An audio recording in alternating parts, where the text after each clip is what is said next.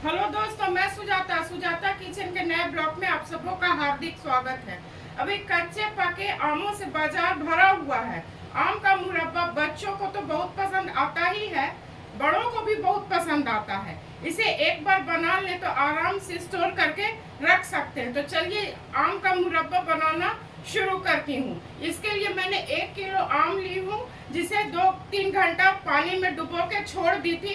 उसके बाद निकाल के पोंछ ली, छील करके इसका टुकड़ा टुकड़ा मैं काट ली हूँ। 1 किलो आम में मैं 800 ग्राम चीनी ली हूँ। तो चलिए इसे बनाना मैं शुरू करती हूँ। मुरब्बा बनाने के लिए मैं गैस जला रही हूँ। इसमें मैं चीनी डाल दूंगी।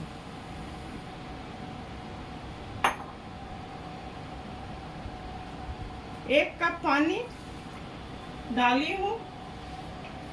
इसे थोड़ा मिला लेती हूँ।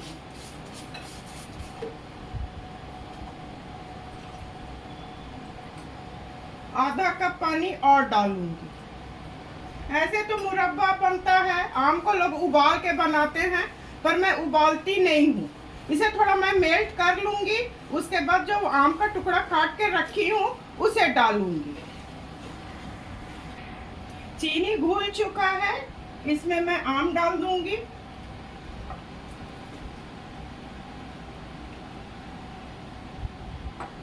और इसे मैं अच्छी तरह पहले मिला लेती हूँ।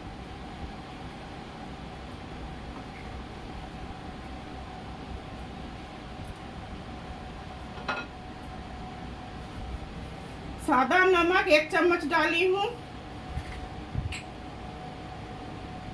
1 चम्मच काला नमक से बहुत ज्यादा स्वाद बढ़ जाता है। 1 चम्मच हल्दी, 1 चम्मच भुना जीरा पाउडर,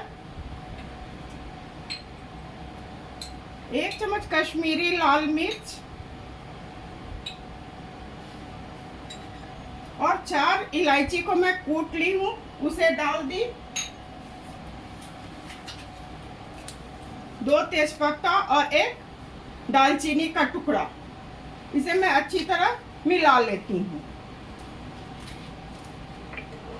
मैं आपको यही सलाह दूंगी कि इसे लोहे के कढ़ाई में नहीं और एल्युमिनियम के कढ़ाई में नहीं बनाइएगा। इसे हो सके तो नॉन स्टिक में ही बनाइएगा। ये अच्छी तरह से उबल जाए तो फिर मैं इसे ढक दूंगी। अच्छी तरह से उबल चुका है। इसे मैं मीडियम फ्लेम पर कर रही हूँ और लगभग 5 मिनट में इसे ढक दूंगी। फिर खोल के मैं चेक करूंगी।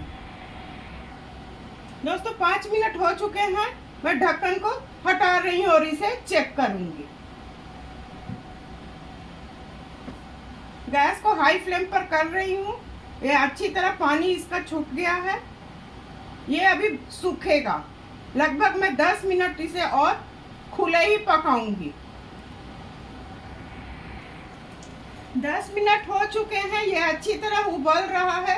केवल इसमें यही ध्यान देना है कि एक तर का चाशनी हो जाएगा तब इसे बंद करना। इसे अभी टाइम लगेगा, कम से कम अभी इसमें आधा घंटा और टाइम लगेगा। आधा घंटा हो चुका है। ये हो चुका। इस गैस को मैं बंद कर रही हूँ। अब इसमें मैं केसर के धागे हैं उसे डाल रही हूँ। अब सर्व करने की बारी है, तो चलिए इसे मैं सर्व करती हूँ। अच्छे आम का मुरब्बा बनके बिल्कुल तैयार है। इसे बनने में पूरे 1 घंटे लग गए हैं और ये पूरी तरह से ठंडा हो जाए तो शीशे के जार या प्लास्टिक के कंटेनर में इसे रख दे। मेरे बताए तरीके से एक बार आप लोग अवश्य कच्चे आम का मुरब्बा बनाइए। मैं उम्मीद करती हूँ कि आप लोगों को मेरी काम और मेरे बताए रेसिपी अवश्य पसंद आई होगी। इस मुरब्बा को रोटी पराठा के साथ खाइएगा तो बहुत ही स्वादिष्ट लगेगा। एक बार बनाइए और अपने परिवार के साथ खाइए, इंजॉय कीजिए। इसी तरह से सुजाता किचन के हौसला को आप लोग अफजाई करते रहिए। मेरे चैनल को लाइक, शेयर और सब्सक्राइब कीजिए। धन्यवाद।